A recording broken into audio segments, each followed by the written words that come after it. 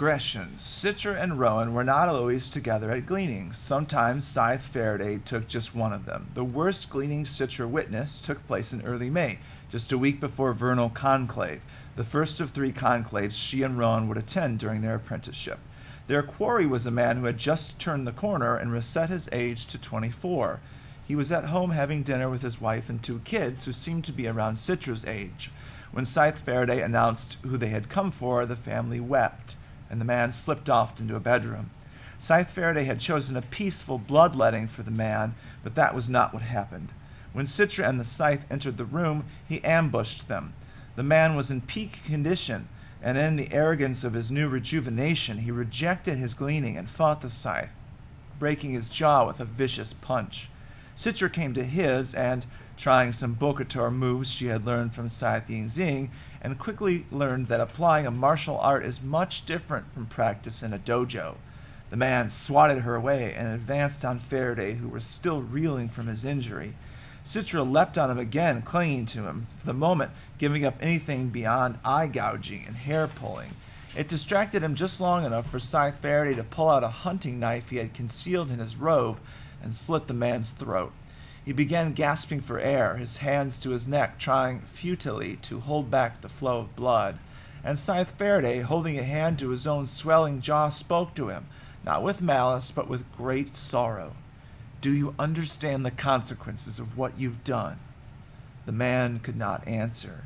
He fell to the ground, quivering, gasping. Citra thought death from such a wound would be instantaneous, but apparently not. She had never seen so much blood. "Stay here," the Scythe told her. "Look upon him kindly, and be the last thing that he sees." Then he left the room. Citra knew what he was going to do. The law was very clear as to the consequences of running or resisting one's gleaning.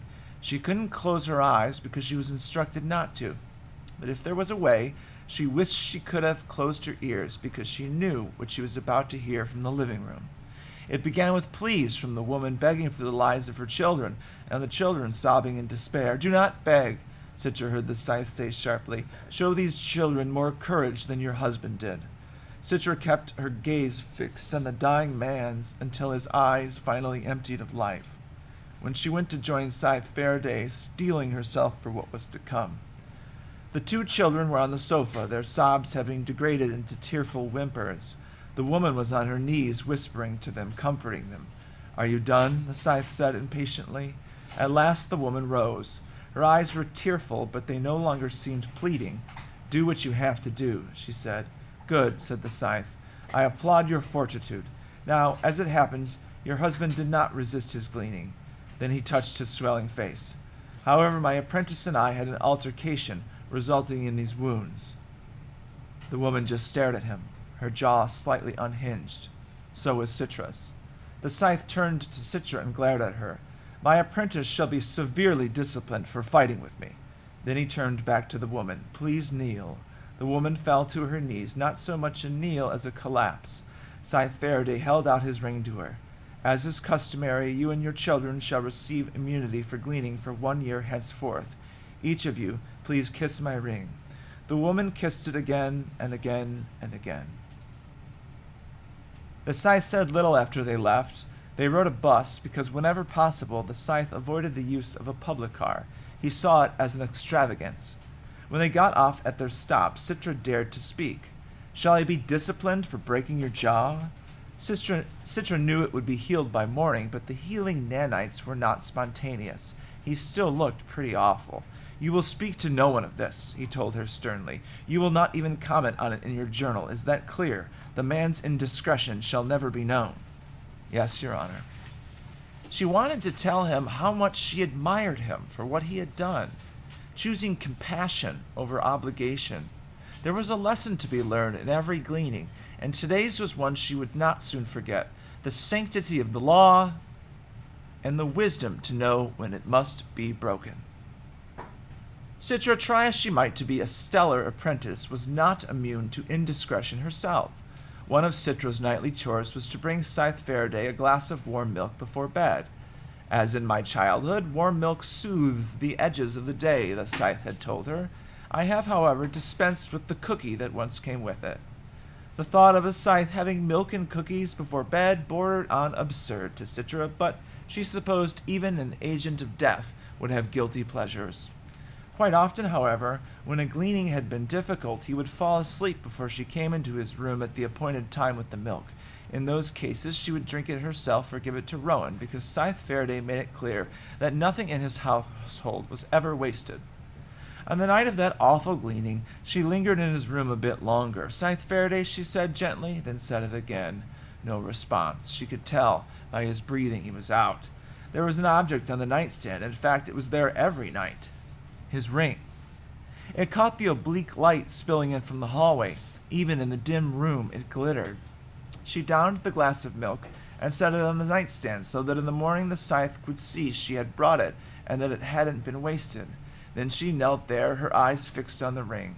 She wondered why he never slept with it, but felt that asking would be some sort of intrusion. When she received hers, if she received hers, would it retain the solemn mystery that it held for her now, or would it become ordinary to her? Would she come to take it for granted? She reached forward, then drew her hand back, then reached forward again and gently took the ring.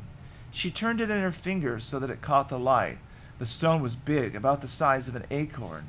It was said to be a diamond, but there was a darkness in its core that made it different from a simple diamond ring.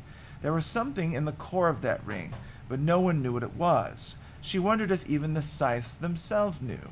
The center wasn't exactly black. It was a deep discoloration that looked different depending on the light, the way a person's eyes sometimes do. Then when she glanced at the Scythe, she could see that his eyes were open and watching her. She froze, knowing she was caught, knowing that putting the ring down now wouldn't change that. Would you like to try it on? Scythe Faraday asked. No, she said. I'm sorry, I shouldn't have touched it. You shouldn't have, but you did. She wondered if he had been awake this whole time. Go ahead, he told her. Try it on, I insist. She was dubious, but did as she was told, because in spite of what she told him, she did want to try it on. It felt warm on her finger. It was sized for the Scythe, so it was too large for her. It was also heavier than she imagined. Do you worry that it will ever be stolen? She asked. Not really. Anyone foolish enough to steal a Scythe's ring is quickly removed from the world, so they cease to be a problem. The ring was getting noticeably cooler. Is it a covetable object, though? Don't you agree? The Scythe said. Suddenly, Citra realized the ring wasn't just cool, it was freezing. The metal, in a matter of seconds, had grown white with frost, and her finger was in such intense pain from the cold she cried out and pulled the ring from her hand. It flew across the room. Not only was her ring finger severely frostbitten, so were the fingers she had pulled it free with. She bit back with a whimper. She could feel now warm, flowing blood through her body as healing nanites released morphine. She became woozy, but forced herself to stay alert. A security measure I installed myself, the Scythe said. A micro-coolant chip in the setting. Let me see. He turned on the nightstand light and grabbed her hand, looking at her ring finger. The flesh at the joint was pale blue and frozen solid. In the age of mortality, you might have lost the finger, but I trust your nanites are already mending the damage. He let go of her hand. You'll be fine by morning. Perhaps next time you'll think before touching things that don't belong to you. He retrieved his ring, set it back on the nightstand, then handed her the empty glass. From now on, Rowan will bring me my evening milk, he said. Citra deflated. I'm sorry I disappointed you. Your Honor, you're right.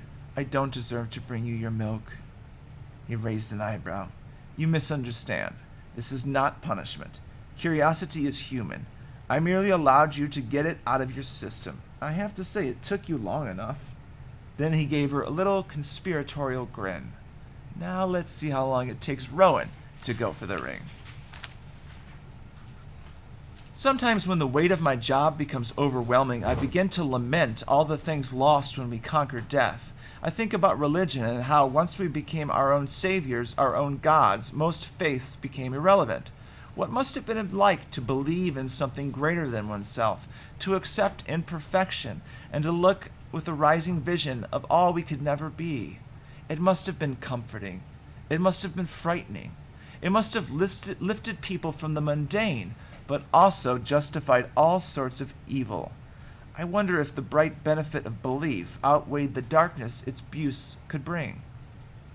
There are other tone cults, of course, dressing in sackcloth and worshipping sonic vibrations, but like so many things in our world, they seek to imitate what once was. Their rituals are not to be taken seriously. They exist merely to make the passing of time feel meaningful and profound.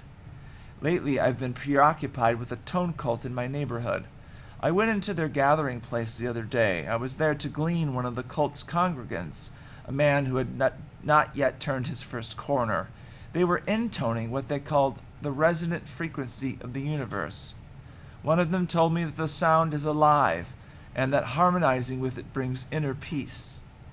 I wonder, when they look at the great tuning fork that stands as the symbol of their faith, if they truly believe it to be a symbol of power, or if they are just joining in a communal joke.